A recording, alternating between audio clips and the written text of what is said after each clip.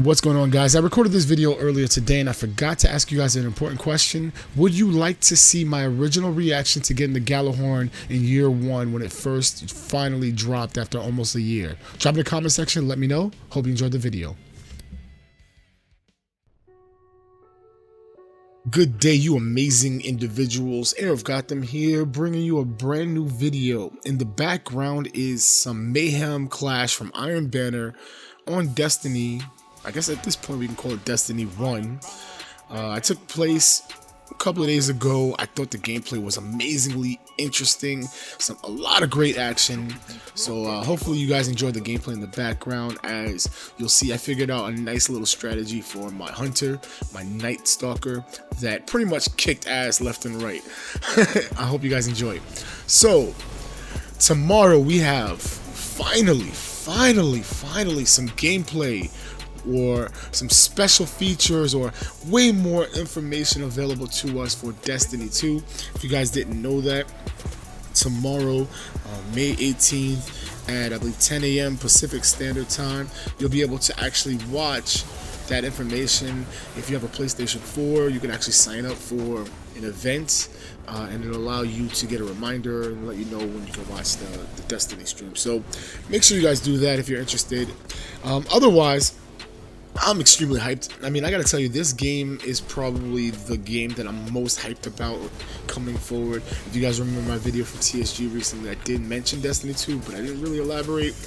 Dude, Destiny, the first one, I mean, it took some time to become such an amazing game. It did take a while to kind of grow into its own genre, if you will, and to find its own placehold when it comes to first-person shooters. But once it did, and I think that took place really around the time that the Taken King came out last year, but once that happened, the game became so amazing. I put so much time into this game and I don't regret a second of it. You know, like, there's very few games that I can see that they would keep my attention for this long. Even Call of Duty, you know, it's very easy to get lost in Call of Duty and then get bored right away.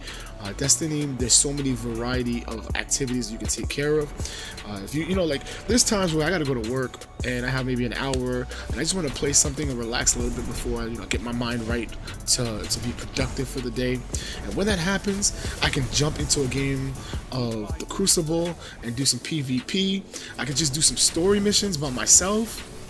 I can see if one of my friends is online and I can help them with something that they're working on, whether it's a quest to get a weapon or whether it's leveling up their character. And the beautiful thing about the Destiny is that no matter how long you have to play, you can find something interesting. If you have hours to play and you want to do something more complex, you want to challenge, by all means, jump into a raid.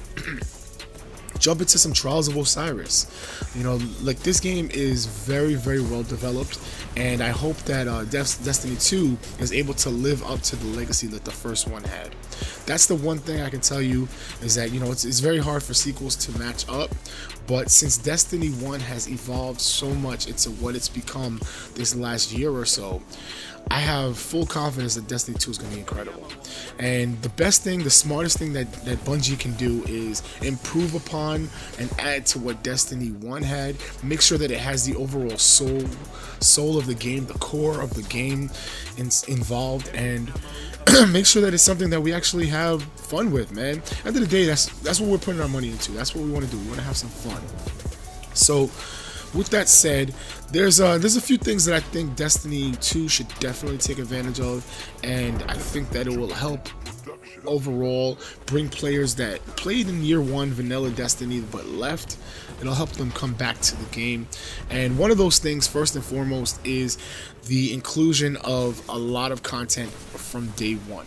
I'm talking about a lot of different strikes, more strikes than Destiny 1 had. I'm talking about having a raid within the first 2 weeks of the game.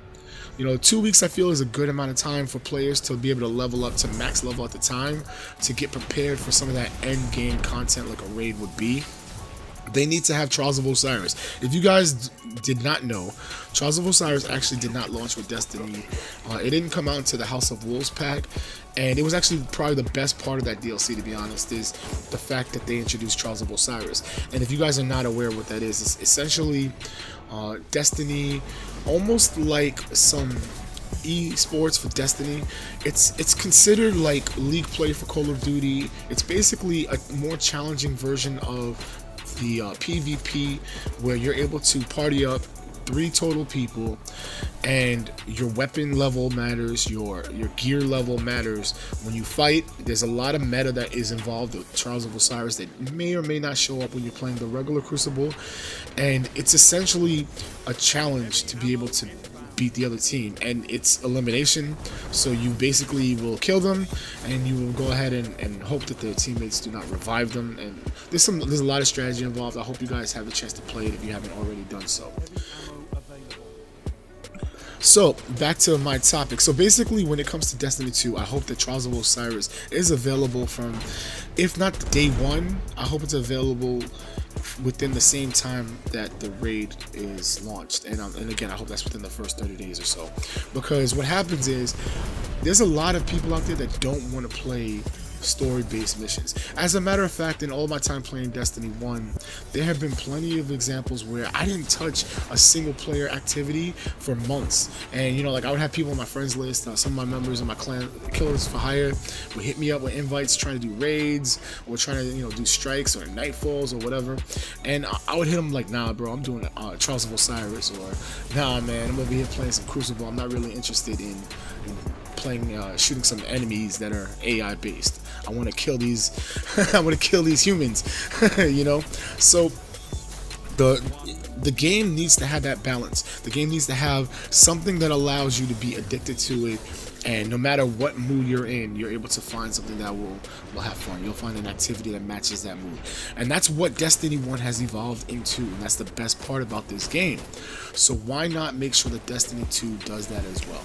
Okay, so some of the other stuff that's coming out, or at least that people have kind of speculated on, is that there were some sneak peeks of what could be some extra subclasses in the game. And then when Bungie sent out various marketing materials talking about that we're going to be in a world with no light. If you guys don't play Destiny, or it's been a while since you played it, everybody's ability comes from the light, you know, quote unquote the light. Okay, your armor creates a light level, and the light is basically supposed to be something that was gifted to us, just much like our ghost from the Traveler. And so I'm curious, because if that means that we're going to get into a game and we're not going to have our special abilities or our supers, and we're going to have to figure out a way to earn them, that's a really cool feature that might happen as well. So I'm really excited about this game. I can't wait. As you see, this game is wrapping up right now. Hope you enjoyed it. Let me know what you think in the comment section. It's your boy HeirOfGotham signing off. This is a Chuki production.